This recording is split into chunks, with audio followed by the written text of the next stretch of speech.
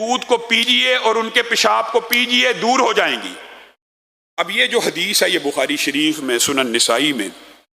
حدیث کی متعدد کتابوں میں، بخاری شریف میں سند کے اوپر اعتراض نہیں ہے، لیکن یہاں پہ ایک بات سمجھنے کی ضرورت ہے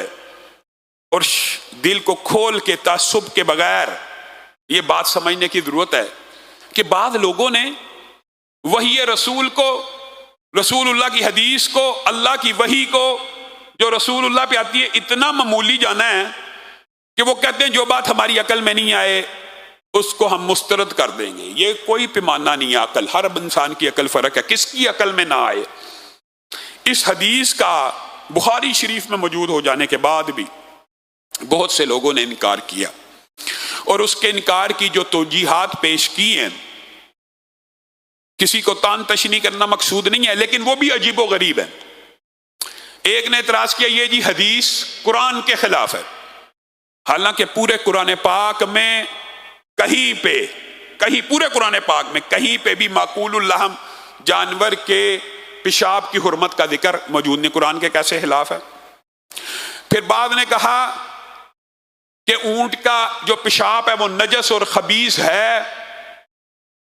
نجس اور خبیث کی اجازت رسول اللہ کیسے دے سکتے ہیں، اس لیے انکار کر دیا۔ پھر بعض لوگوں نے تیسرا اعتراض کیا کہ ہے تو نجس اور خبیث، لیکن چونکہ رسول اللہ نے اجازت دی تھی خاص ایک لوگوں کو، اس لیے یہاں پہ اجازت ہے۔ ان سب باتوں کا جو جواب ہے، مختصر بات یہ ہے کہ وحی جو ہوتی ہے وہ، عقل جو ہوتی ہے وہ وحی کے تابع ہوتی ہے، عقل وحی سے بالا تر نہیں ہے۔ وحی ہے پہلی بات کہ معقول اللحم جانوروں کا، معقول اللحم یعنی جن کا گوشت کھانے کی مسلمانوں کو اسلام میں اجازت ہے، ان کے کسی جز کی حرمت، کسی شے کی حرمت قرآن پاک اور حدیث سے ثابت نہیں ہے سوائے دمم مسفوح کے، بہتے ہوئے خون کے۔ حلال جانور کا بھی بہتا ہوا خون حرام ہے بس۔ تو معقول اللحم جانور کے والے سے جو آپ کے ذہن میں باتیں بنی ہوئی ہیں کہ ان کے گردے، ان کی کلیجی، ان کی اوجری، ان کے کپورے وغیرہ حرام ہوتے ہیں، یہ باتیں بھی باطل ہیں، نہیں حرام ہوتے۔ معقول اللحم جانور پورے کا پورا حلال ہوتا ہے، پہلی بات۔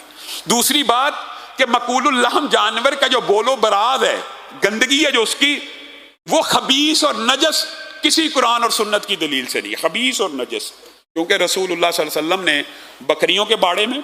اور بھینسوں کے باڑے میں اور گائے کے باڑے میں تو نماز پڑھنے کی بھی اجازت دی، تو وہاں پہ کیا پیشاب کی چھینٹیں نہیں ہوتی؟ وہاں پہ پیشاب نہیں پڑا ہوتا؟ گویا معقول اللحم جانور کے پیشاب کی چھینٹ نجس اور خبیث نہیں ہے، لیکن نجس اور خبیث نہ ہونے کا مطلب یہ ہے کہ اس کو پیتے رہا کریں، یہ بات بھی نہیں ہے، یہ بات بھی نہیں ہے۔ لیکن دوسری بات یہ ہے کہ سب سے بڑی دلیل کہ رسول اللہ صلی اللہ علیہ وسلم نے کبھی علاج کے لیے بھی خبیث چیز کی اجازت نہیں دی، خبیث کی نہیں اجازت دی۔ رسول اللہ کی متعدد حدیثیں اس بات کے اوپر شاہد ہیں۔ ایک صحابی صرف زخم کے اوپر شراب کو لگا رہے تھے، تو رسول اللہ صلی اللہ علیہ وسلم نے پوچھا یہ کیا کر رہے ہو؟ کہا یہ تو دعا کے لیے، تو رسول اللہ کے خبیث میں شفا نہیں ہے۔ رسول اللہ نے خبیث چیزوں سے علاج سے بھی منع فرمایا، الا یہ کہ وہ جو اضطرار کا کلیہ ہے وہ ہے، لیکن وہ اضطرار کا کلیہ ہر بیماری کے اوپر نہیں ہوتا۔ وہ اضطرار یہ ہوتا کہ جان لیوا ایسی بیماری ہو یا ایسی بھوک پیاس ہو کہ شراب کے بغیر بندہ زندہ ہی نہ رہ سکے، پھر بات الگ ہے۔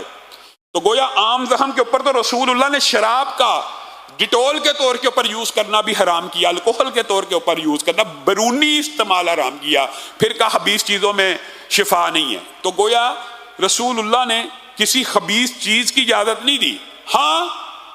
یہ بات ضرور ہے کہ یہ جو بول و براد ہوتا ہے یہ ناپسندیدہ چیز ہے، تو رسول اللہ نے اس کا نام لے کے ان کو حکم اس لیے دیا کہ رسول اللہ کو وحی کے ذریعے بتایا گیا کہ ان بیماریوں کا علاج اونٹ کے دودھ اور پیشاب میں موجود ہے۔ بنیادی طور پہ بات یہ ہے، اور یہ بات ضمنی طور پہ آئی ہے تو سمجھ لیجئے، آپ حیران رہ جائیں گے۔ جدید سائنس کو چھوڑیے، اپنے تجربے اور مشاہدے کی بات کیجئے۔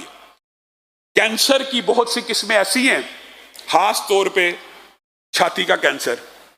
معدے کا کینسر، جگر کا کینسر، یہ اپنے تجربے اور مشاہدے سے بیان کر رہا ہوں۔ اگر کوئی بندہ خالی پیٹ رہ کے صرف اونٹنی کا دودھ اور پیشاب مکس کر کے صرف کینسر کے ان امراض میں، جو یہ کینسر کی بیماریاں جو معدے کی ہیں، جگر کی ہیں، پیٹ کی ہیں، سینے کی ہیں، کوئی اور خوراک استعمال نہ کرے، صرف 40 دن استعمال کرے، عینی تجربہ اور مشاہدہ اللہ تعالیٰ اسے شفا دے دیتے ہیں۔ اور یہ بات رسول اللہ صلی اللہ علیہ وسلم کی حدیث سے بھی سمجھ آتی ہے کہ ان کو امراض پیٹ کے لگے تھے، معدے کے لگے تھے، اور ان کے پیٹ میں بیماریاں تھیں، جس کی وجہ سے رسول اللہ صلی اللہ علیہ وسلم نے ان کو اونٹنی کے پیشاب پینے کا حکم دیا۔ تو گویا بیماری کے اندر معقول اللحم جانور کا کوئی اگر طبیب اور ڈاکٹر پیشاب کی آپ کو ریکمینڈ کرے، جائز ہے، اس میں کوئی حرج کی بات نہیں ہے۔ خواہ حدیث رسول کے اوپر لمبے چوڑے اعتراض کرنا۔ اور اب میں تو آپ کو کہہ رہا ہوں، میڈیکل سائنس کو چھوڑ کے میں نے آپ کے سامنے اپنے دور حاضر کے، حتیٰ کہ ہمارے یہاں مسجد کے نمازی جن کو ڈاکٹروں نے کہہ دیا کہ آپ 2 یا 3 مہینے زندہ نہیں رہیں گے، انہوں نے یہ علاج شروع کیا، 3 سال تک زندہ رہے، 3 سال۔ اور میں یہ سمجھتا ہوں اگر سورت فاتحہ کے ساتھ یہ علاج کیا جائے اور پھر کوئی خوراک نہ لی جائے، یہ اس کے اندر بعض اطباء نے شرط رکھی ہے کہ خوراک صرف پھر وہ دودھ اور وہ رہے 30-40 دن، تو اللہ کے فضل و کرم سے شفا مل جاتی ہے۔ تو یہاں پہ جب رسول اللہ صلی اللہ علیہ وسلم نے اکل اور اورینہ کے ان لوگوں کو کہا کہ باہر چلے جاؤ اور یہ کام کرو، تو انہوں نے یہ کام کیا، وہ تندرست ہو گئے اور ان کے بدن بڑے تنو مند ہو گئے، لیکن اللہ کا کرنا ایسا ہوا اور ان کی اپنی جو ضمیر تھے وہ جب وہاں پہ رہے بدوی علاقے میں، انہوں نے دیکھا کہ یار یہ تو اونٹ رسول اللہ صلی اللہ علیہ وسلم کے چر رہے ہیں اور یہ چرواہا یسار اکیلا ہی ہے۔ ان کے دل میں لالچ پیدا ہوا، انہوں نے کہا یہ سارے اونٹ بھی ہانک کے لے جاتے ہیں، اس کو قتل کیا، گویا قتل کر دیا تو اسلام تو ضائع ہو گیا۔ اور آپ سمجھے انہوں نے مرتد ہونے کا ایک قسم کا اعلان کیا کہ رسول اللہ کے چرواہے کو قتل کر دیا، اور ان اونٹوں کو ہانک کے لے کے جانے لگے۔ تو رسول اللہ کو یہ خبر پہنچی، رسول اللہ صلی اللہ علیہ وسلم بڑا دکھی ہوئے اور بڑا غمگین ہوئے، اور ابن جابر کو، یہ فہری ان کو کہتے ہیں، ان کو بھیجا کہ جاؤ ان کو پکڑ کے لاؤ اور ان کا کلا کما کر دو۔ اور رسول اللہ صلی اللہ علیہ وسلم نے کہا ان کو گرفتار کر کے ان کے ساتھ یہ معاملہ کرنا ہے، اور جو یہ معاملہ آپ سن کے حیران رہ جائیں گے۔ اور یہ بعض مفسرین نے تو باقاعدہ جو آیت محاربہ ہے